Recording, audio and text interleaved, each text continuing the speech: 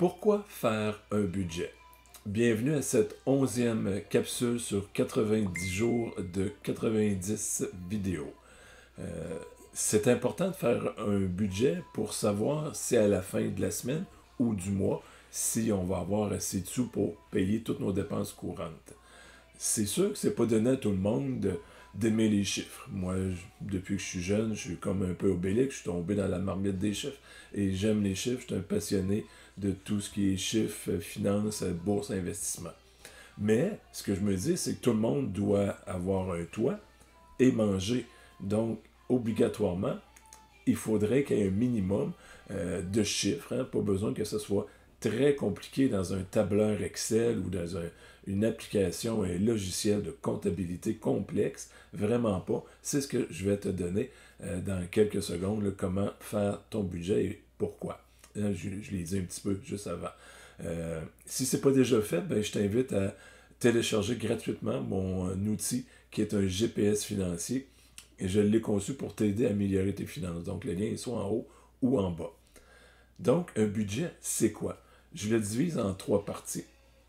La première partie, ben, c'est d'inscrire à l'avance. Dans le fond, un budget, c'est de prévoir qu'est-ce qui s'en vient.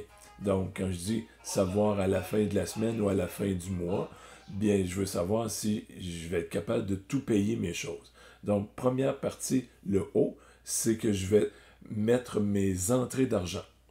Donc, normalement, pour la majorité des gens qui sont salariés, bien, c'est un revenu. Il y en a pour certains que c'est 40 heures semaine fixe, ils vont recevoir 1157 et 23 à chaque semaine. Ils sont capables de pouvoir le rentrer sur une feuille là, facilement sur une semaine ou sur un mois, tout dépendamment si tu préfères faire un budget sur une semaine ou un mois. Donc ça, c'est un peu la partie un peu plus facile. Pour un travailleur autonome, ben, des fois, c'est en dents de scie.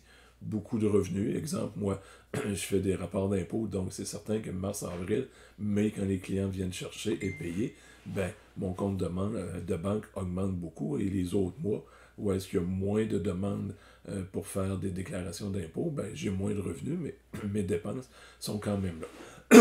Donc ça, c'est la première partie. Deuxième partie, bien, elle est un peu évidente par rapport à la première, c'est nos sorties d'argent.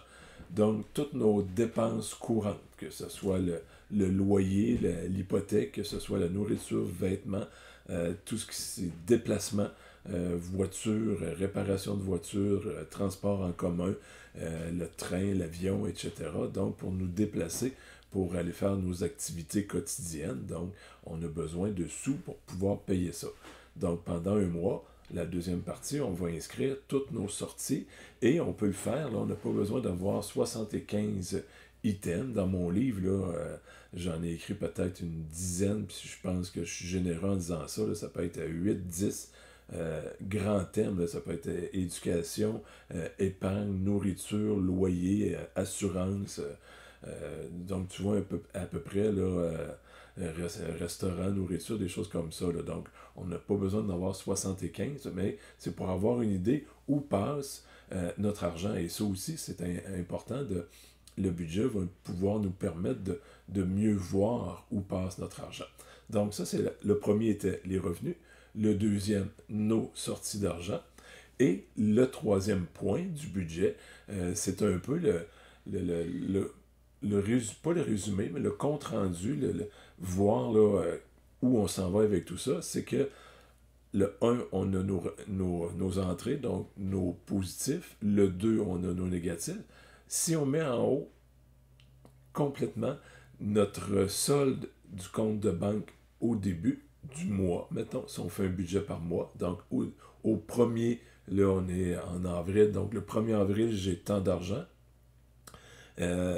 Toutes mes entrées d'argent dans le mois d'avril, moins, donc plus mes revenus, moins toutes mes dépenses, ça va me donner un solde. Et normalement, ça va donner mon solde fin de mois de mon compte de banque. Et c'est de là que je vais pouvoir voir, ben, je sais pas, moi, si j'ai 2000$ dans mon compte de banque, si pendant le mois d'avril au complet, je prévois gagner, mettons, 1000$ par semaine, ça fait 4000. Donc, 2000 plus 4000, j'ai dans tout mon mois 6000$ de disponible. Mais si j'en dépense 7000, oups, on s'aperçoit que le budget, là, on vient de le défoncer, il va manquer 1 000 $ en bas. Donc, de quelle façon on va gérer ce 1 000 $ là? Est-ce qu'on va aller sur une marge de crédit, l'emprunter, couper des dépenses, essayer d'augmenter les revenus? Donc là, toute la beauté de l'efficacité et la raison d'être du budget vient d'apparaître là, à savoir, oh, je vais manquer d'argent. Donc, quand on dit souvent que les fins de mois sont difficiles, ben, on peut les prévoir à l'avance puis dire, oups, si je continue à dépenser tant, je ne sais pas moi, en café, en dessert, en restaurant pendant le mois, ben, je n'arriverai pas pour payer l'épicerie pour ma famille. Donc, je voulais te donner un peu cet aperçu-là sur comment faire un budget à la base et surtout pourquoi le faire. Je pense que c'est ça le plus important pour te permettre, si tu n'en as jamais fait, de commencer à le faire. Puis, comme je dis, ça n'a pas besoin d'être très très compliqué. Ça peut être une feuille pour commencer. Si tu as un petit peu de talent avec un tableur électronique, Excel ou dans Google Sheets, je le prononce peut-être mal. Donc, des feuilles électroniques de cette façon-là, tu peux monter des choses avec des couleurs et des sommations qui se font tout seul. Ça, c'est extraordinaire. Le but restant toujours de dire, ben, est-ce qu'à la fin de la semaine ou du mois, il va rester des sous dans mon compte de banque? Et c'est à ça que sert le budget. Si tu as trouvé de la valeur à travers ce que je viens de te donner comme information, bien, merci de liker. Toujours intéressant de voir là, les gens qui passent voir mes vidéos ou les informations que je donne. Et merci aussi de partager parce que d'autres personnes peuvent peut-être avoir besoin de ces informations-là pour eux-mêmes améliorer leur propre finance. Sur ça, bien, je te souhaite une sucrée de belle journée.